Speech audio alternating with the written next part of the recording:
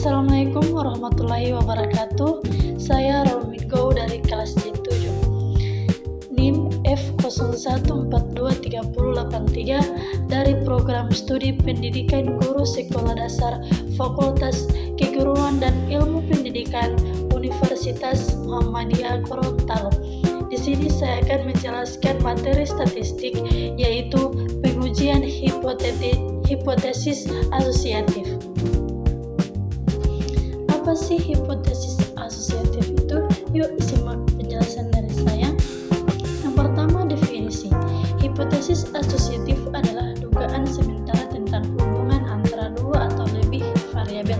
Hubungan ini bisa positif, negatif, atau tidak signifikan. Kemudian jenis hipotesis asosiatif. Asosiatif simetris. Dua variabel berhubungan tapi tidak ada hubungan sebab akibat. Kemudian asosiatif timbal balik atau resiprokal. Dua variabel saling mempengaruhi antara satu sama lain. Kemudian asosiatif kausal. Ada hubungan sebab akibat, setiap variabel mempengaruhi variabel lain. Statistik parametrik. Statistik parametrik adalah cabang dari statistik yang menggunakan asumsi tertentu tentang distribusi data dalam analisisnya, biasanya distribusi normal. Uji TST untuk membandingkan rata-rata dua kelompok. Kemudian ANOVA, Analysis of Variance, untuk membandingkan rata-rata lebih dari dua kelompok. Kemudian regresi linear, untuk melihat hubungan antara variabel. Kemudian jenis kolerasi parametrik. Yang pertama itu kolerasi Pearson atau produk momen, adalah jenis kolerasi yang paling umum digunakan untuk mengukur kekuatan dan arah hubungan linear antara dua variabel, interval atau rasio yang berdistribusi normal. Kemudian efisiensi kolerasi Pearson atau R berkisar antara kurang 1 hingga tambah 1, yaitu R sama dengan tambah 1.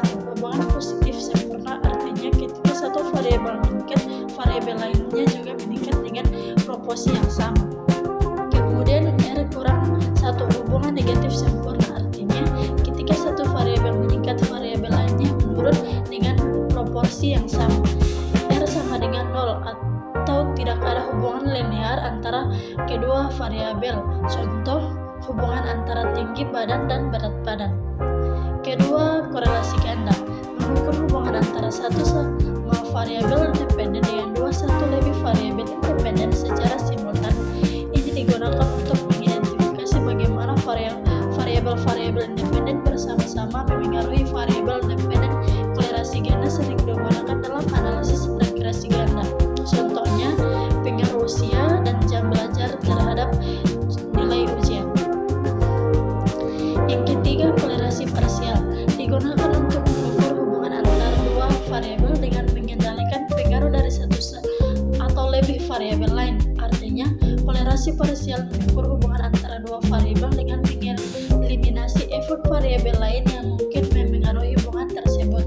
Misalnya, jika ingin melihat kolerasi antara variabel A dan B, namun ingin mengontrol efek dari variabel C, maka kolerasi parsial memungkinkan kita untuk menghitung hubungan antara A dan B sambil mengendalikan variabel C. Contohnya itu hubungan antara stres dan prestasi setelah mengatur jam tidur. Kemudian kolerasi produk momen atau person. Rumus kolerasi produk momen atau person digunakan untuk mengukur sejauh mana dua variabel berhubungan secara linear.